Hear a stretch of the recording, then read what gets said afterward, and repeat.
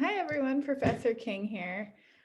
In this video, I'm going to be talking about sort of reading tips to help you to read literature in the fashion of what's known as close reading, some helpful tips and tricks on that. So for some of you, this may be a little bit of review. For some of you, especially if you haven't taken like a literature course in a while or ever, this may be helpful for you. I'm going to take it to a share screen in a moment, but I always want to remind you, if you have any questions as ideas come up, please feel free to message me when they do. In this video, I'm going to be showing you some notes first on what to do, and then I'll actually show you through the share screen what that looks like in a brief way. I won't go into too much depth about it, but I'll give you an idea of how to do it if you're rusty or unfamiliar. So let me just take it to the share screen. And while I'm doing the share screen, I will confess something. I actually made this video when I was doing the whole video on the literary terms, but I accidentally put it on the wrong share screen and it only had my PowerPoint. So I was like going over Kafka's page, but for some reason on the screen, when I looked back at the video, it was like the PowerPoint, so you couldn't even see Kafka. So I deleted it, which is why that literary terms video might seem a little like abruptly ended. And so this would essentially be like the second half of that video. So I hope this is helpful, but these are some reading tips for any literary text we look at, and really beyond just literary texts. If you're, for the scholarly journal articles you'll be researching, for news articles you look at, really for any kind of text. So I'll start off with like just the general for both texts, for any text, what you should do, which is always, again, slow down. I had a buddy in college who, and again, not tooting my own horn or anything, but he liked what I had to say in class. And so one day after class, we were talking and he said, "So what do? Do you speed read? Do you have like a speed reading program? How do you, because at the time I was a lit major, an English literature major, and I read about 1,000 pages a week, and I was working full time and going to school full time. So he was like, you have to speed read.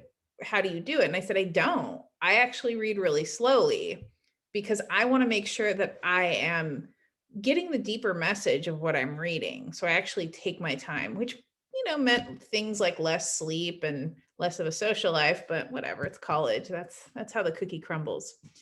So don't think you have to read quickly, because a lot of times when we read quickly, we're not really absorbing the information. It's just kind of flying around, right? Or sometimes if we read for too long, we start to get distracted, or we start to have like the grocery list in our heads, or we're technically reading the words, but nothing is processing. So slow down, right? Listen to your body, take breaks. If you're sitting in front of that screen, or you're sitting in front of that book and it's just not registering, right? Take a break. Give your ideas time to marinate, which also means you should start your work early as much as you can, so that you have more time to take those breaks. While you're reading, and there's a reason why this is in all caps and bold, what you want to do every time you read anything is ask why, right? And that why can be any number of whys. It can be, why is this character in the novel? Why is the author sharing this information with us? Why is this taking place when it's taking place? Why did that character just say that? Why did they go to this place in this scene? Why? You may not get all of the answers to those whys right away, but once you finish the text and you have you're asking those sort of whys, then you can come up with your answers, your interpretation of the response, the reason for what you're looking at. So always be asking why, especially when something happens in the text that weirds you out or piques your interest, or just, gets your attention. And one way to think about asking why is to remember the rhetorical triangle. You may have heard this term, you may have not, but what the rhetorical triangle is, and this is just the most rudimentary drawing of it, but the rhetorical triangle is essentially in any text, and by text, we mean anything where someone creates something to send a message to an audience, right? So a text could be like a literal text message. It can be a book, it can be a novel, it can be a poem, it can be a song, a television show, a film, a work of art, uh, a warning sign, right? Anytime where someone had to create that thing to send a message to an audience with a particular purpose, a particular argument, et cetera, right? So the literature that we're reading, no different. It has all of the elements of the rhetorical triangle. You have someone who wrote that piece of literature and wrote it creatively, but deliberately. You have to think that just like a sculptor, or just like a musician, or just like any other type of artist, a writer is going to take the materials that they have, words, paper, history, their creativity, etc., and they are going to be as deliberate and as close to their vision with that writing as they can possibly be. And so what that means, I mean, that is huge when we think about texts. We can't underestimate how important this is. Somebody sits down, starts writing a novel or starts writing a poem, and they're creating something. They're creating a text. They're creating a message. And so then they go back, they look over the original draft and they revise it, they edit it. Maybe this word isn't perfect. And so they have to find a close approximation, a synonym, right? Maybe this scene is not working. So they delete it because it doesn't fit the overall message. But you have to understand, and I cannot stress this enough when we're reading writing, every single word in any piece of writing is deliberate. Doesn't matter if it's 1 page or 5,000 pages. The words in the writing are deliberate. And so what that means is the writer was careful to select those exact words to send a specific message to us, the readers, the audience. Okay. So think about the rhetorical triangle when you're looking at these novels. What do I know about Kafka? What do I know about Tolstoy? Maybe do a little background research to help contextualize a message that a person like them might send. What do I know about myself and my level of understanding of this time period or these words or this author or whatever, the way that it's written, right? And how do I navigate that, given the tool set that I have? What's this writer's purpose? Why is this person sharing this information in this way with me? Why? And and you have to kind of, most of the time that's a guessing game based on the evidence in the text in front of you. That's what close reading is. So you have to consider those. And then once you have all of those, you start to see what the message is, right? What the meaning is, what the argument is, right? I'll use just again a tired, tried and true example, because so many people read it in high school, but like The Great Gatsby, right? Fitzgerald isn't just writing about like rich people to write about rich people. He's showing people the problem of power when that power is tied into things like money, wealth disparity, toxic masculinity. Not a term that he had in his day and age, right? But definitely we can in 2021 read into that. Toxic femininity, right? With some of the characters in that book.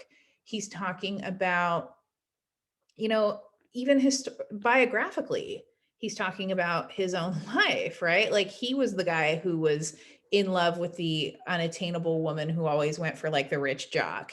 So there's that, right? So when we start to know these things, when we start to really critically examine the text, meaning and the wealth of meaning that comes from a text just multiplies, right? You can read The Great Gatsby for plot, right? It's like, oh shoot, a lady gets run over, and like there's racism in it, and they call, there's anti-Semitism, and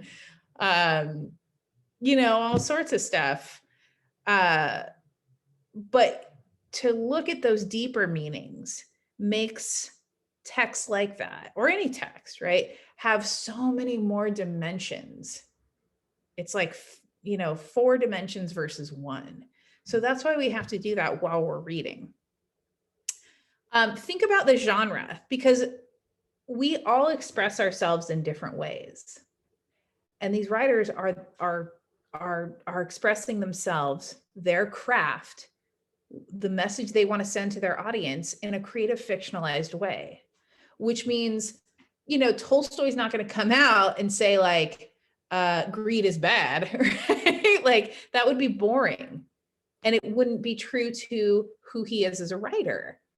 So if he's writing fiction, if he's writing, an allegory,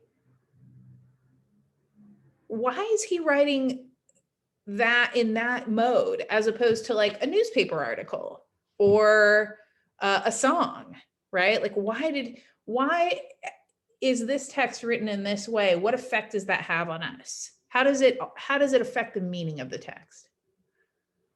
Because again, like a text message is not a song, is not a sculpture, is not a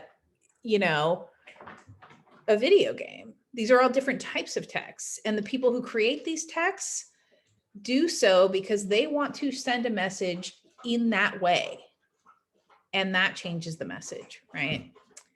And as you're reading, I'm going to show you different ways of recording your thoughts when you read, but know that one way you can do it is voice recording, right? Handy dandy little phone, you can voice record as you're reading and say like, oh, page 34, so-and-so says this. I think that means that, he, I don't know, hates women or something like that, right? Like you can use voice recording, it's helpful.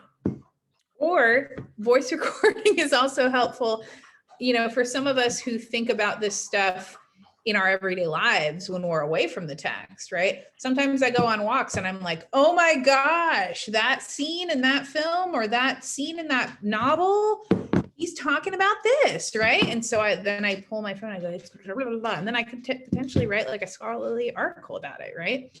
So you can voice record, or you can take notes, annotate, and we'll talk about that now. So we'll start with Kafka. And I'm not saying you should only do these things for these readings, but I'm going to show you different things you can do using these readings to do them. So again, as I always say, do what works best for you. If it's voice recording, great. If it's writing notes in a notebook, great. If it's highlighting and annotating on the text itself, great. If it's these little sticky note things, because you rented the book or you're going to sell it back and you don't want to write in it, use these. You can stick these on the page and then write the note on the sticky. Whatever works best for you. And for everyone, that's going to be something different. And that's okay. Okay, so for Kafka, the first thing that I'll show you to do when I get to Kafka is the pre-reading, right? You want to consider the title before the law, right? Why not behind the law? Why not above the law? Why not, why before the law, right? Is he talking about before as in time or before as in space? Look at the length of the piece of writing. With Kafka, it's going to be relatively short, so you can probably knock that all out in one sitting. Tolstoy's a little longer. You may want to cut up reading Tolstoy, half an hour here, half an hour there, or however long it takes you to read it. But if you pre-read the text first, if you kind of survey it first and get a feel for how long it's going to be and what that's going to entail and how much time that's going to take up out of your schedule, then you can come back to your schedule and say, okay, I'll make a note here, read Tolstoy, and I'll color code it a special color so that I know, right, that that's when I'm going to be doing that.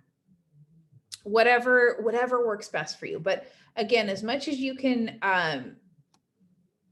schedule this kind of stuff or create organization for this kind of stuff, the more it's going to help you. And then again, check in with yourself.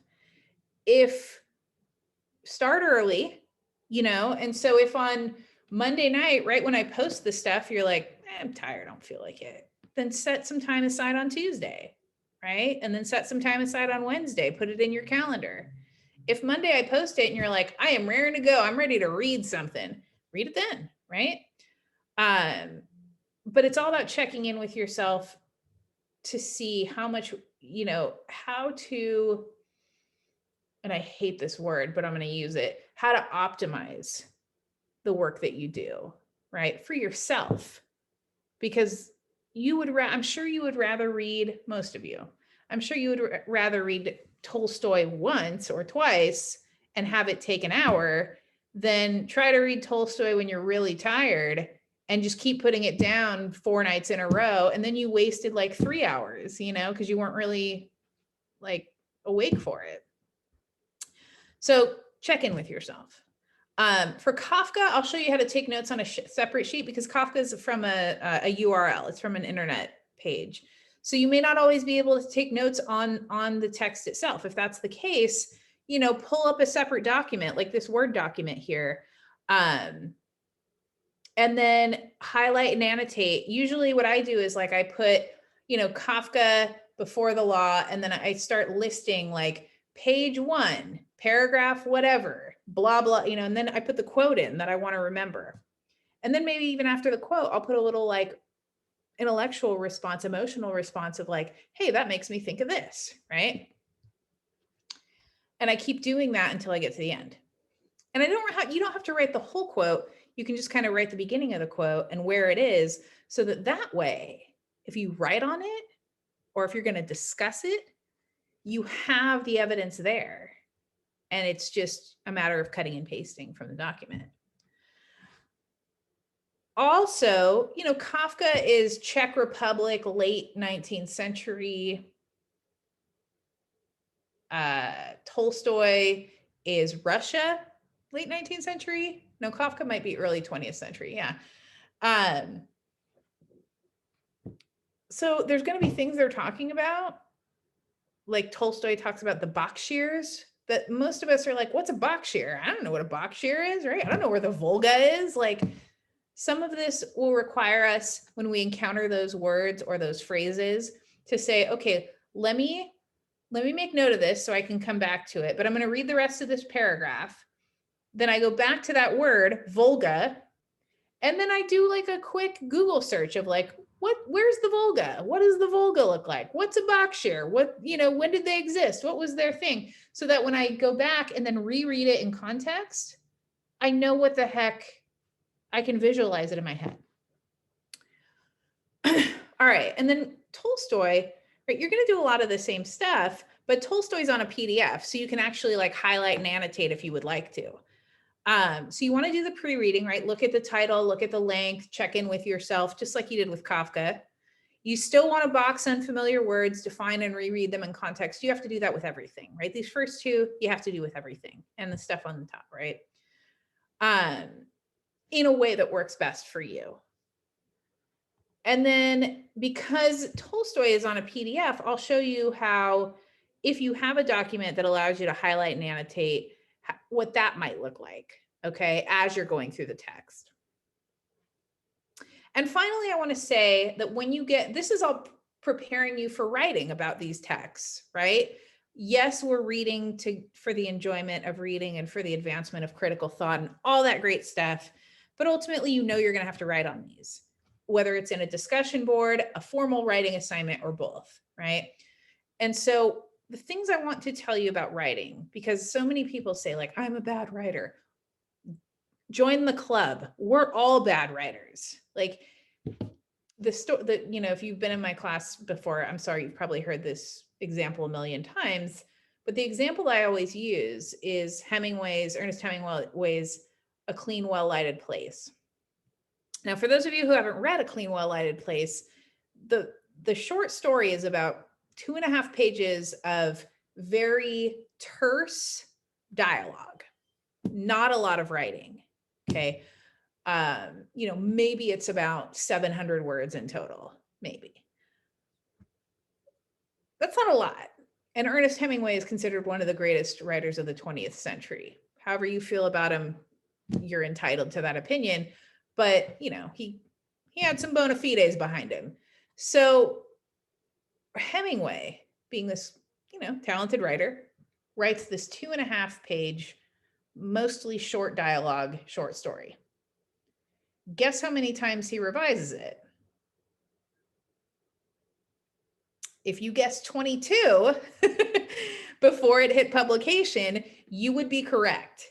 So think about that, right? If Ernest Hemingway is one of the greatest writers of the 20th century, and he's revising a 2.5 page short story 22 times before it ever sees the light of day, then of course, we in the English 100 class, when we get down to write our essays, have to consider revision, editing, and proofreading, right? It's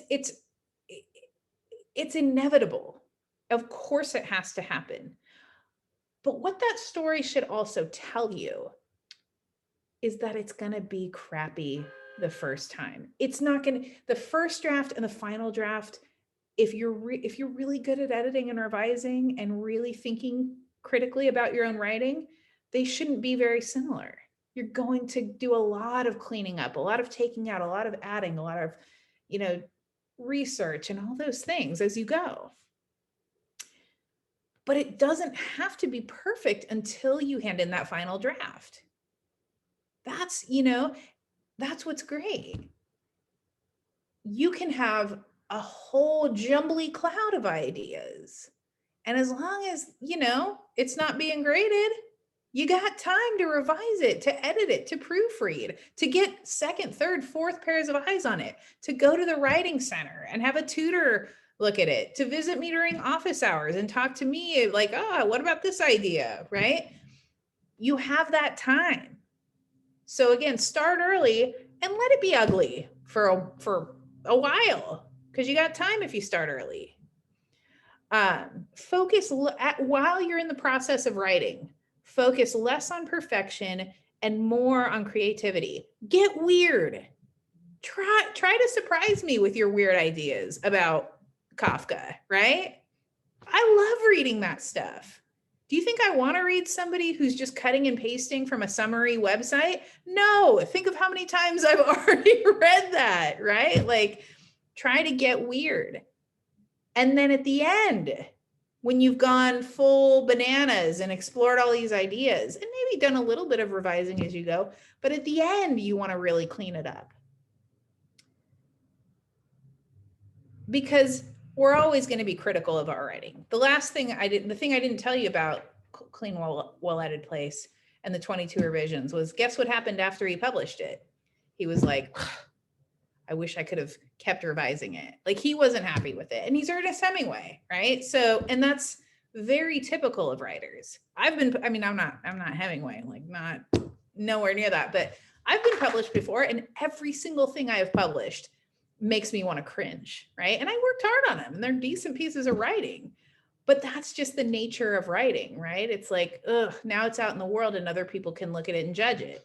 But screw them. Think about who those people are, right? Like, most of them are jerks anyway. So don't worry too much about, don't worry about it during the process.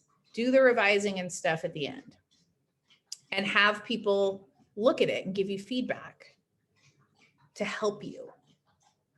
All right, so I will show you like what sort of just typical note-taking looks like while you're reading a literary text. I'll start with Kafka and then I'll go to Tolstoy, just because of, again, online, whatever kind of text we have, it may look different depending on which one you got. So I'll show you different things you can do. Take what works best for you.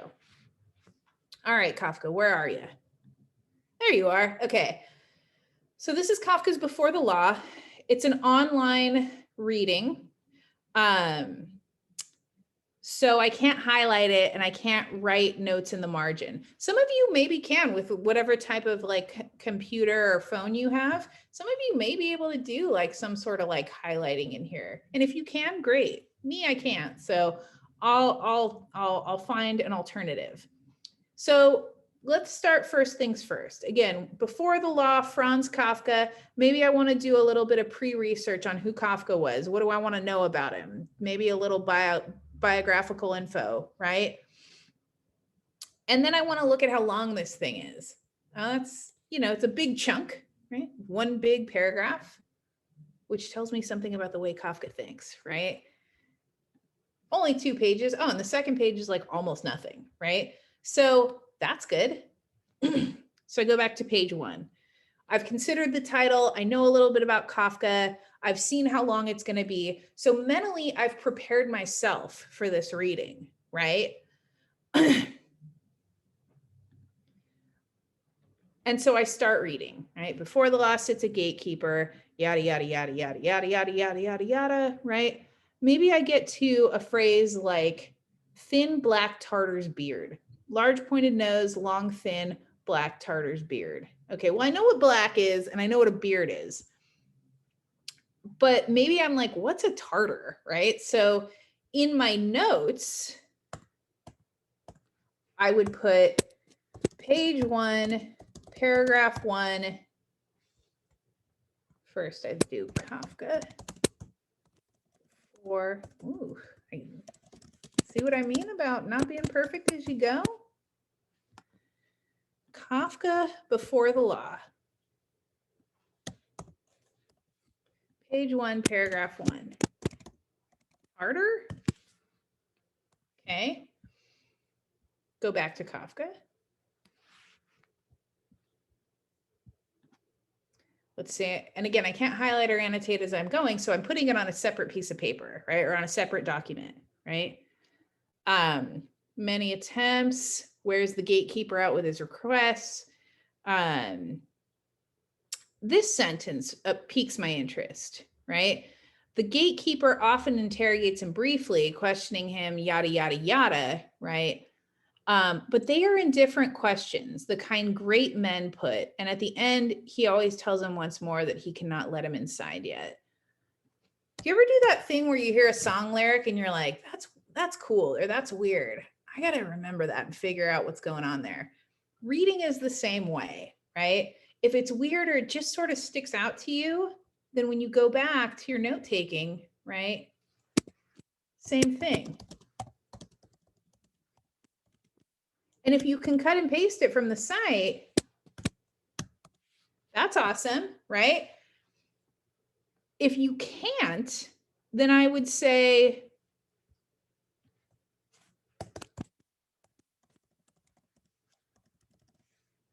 put in the first few words of the sentence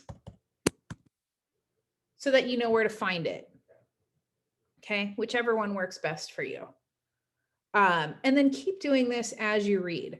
So now, I read the first time and I'm like, what's a Tartar, right? So I have this question mark near Tartar. So let me see if I look up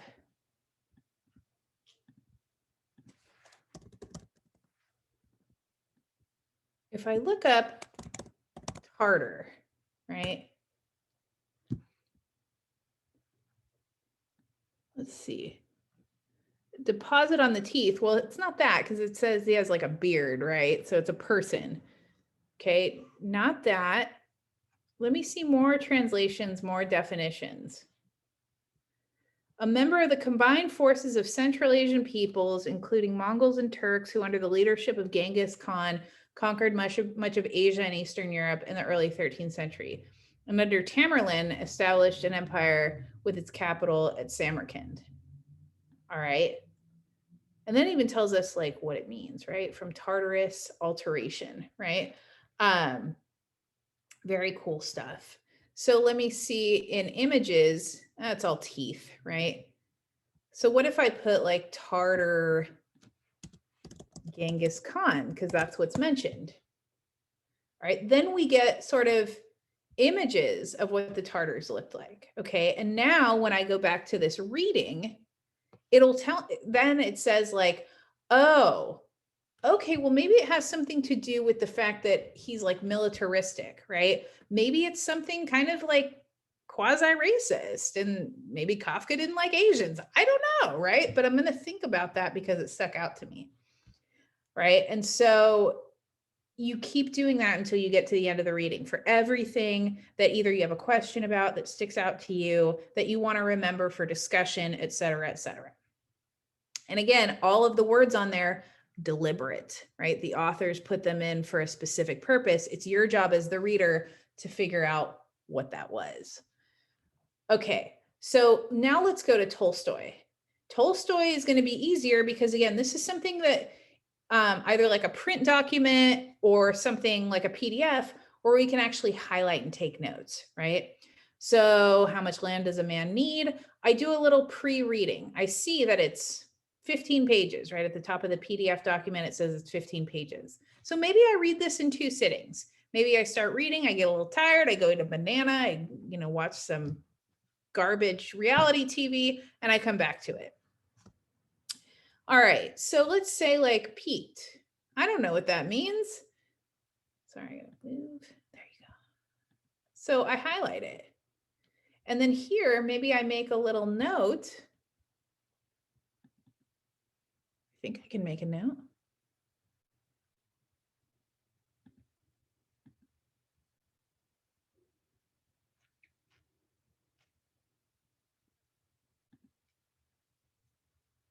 Peaked, highlight.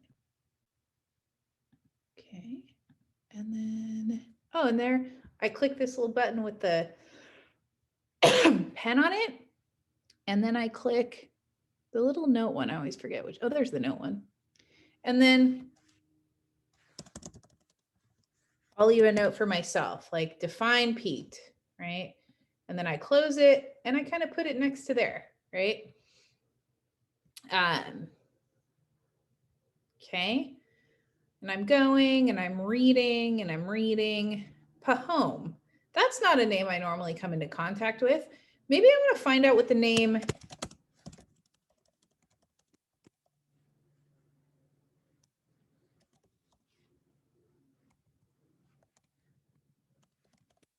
does it mean, right? So then I can just put that here. And I can keep highlighting, right? Oh, the devil. We always know it's going to be a fun story if the devil's involved, right? And maybe I want to color code differently. Maybe the stuff that I have questions about are in yellow, but maybe the stuff that I'm like, cool, I put in green, right? And then we keep going, right? You do the same thing, right? What does tussle mean? Maybe I'll put a little note next to, maybe I'll highlight it in yellow and know to come back to it, right? Okay. We all depend on that estate. That sounds very deliberate, right? Maybe I'll highlight that one in green. So you do that as you go through, highlighting and taking notes in the margins along the way, so that again, by the end, when you get to the end, you can reflect back on what you asked questions about, and then again, sit with it, let it marinate, and come up with answers to some of those why questions that you had. So that's like active reading in a nutshell, right? And some of you may do other things that are awesome for you that I haven't mentioned. And if you want to ever share them, like in the discussion boards or anything, some of you did in discussion board 1, and I'm really grateful for that.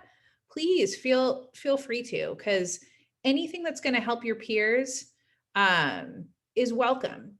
My classes are not competitive, they're collaborative, right? They're coalitions. So like whether or not you earn an A in this class has no bearing and is not affected by if somebody else does. Potentially everyone could earn an A in my class. I don't like make sure people follow some sort of bell curve or anything like that. And so keeping that in mind, why wouldn't you want to help your peers? If you can kind of combine forces and take your respective, intellectual toolboxes and your perspectives and all the different things that can help one another and work together for a more enriching understanding of these texts, right?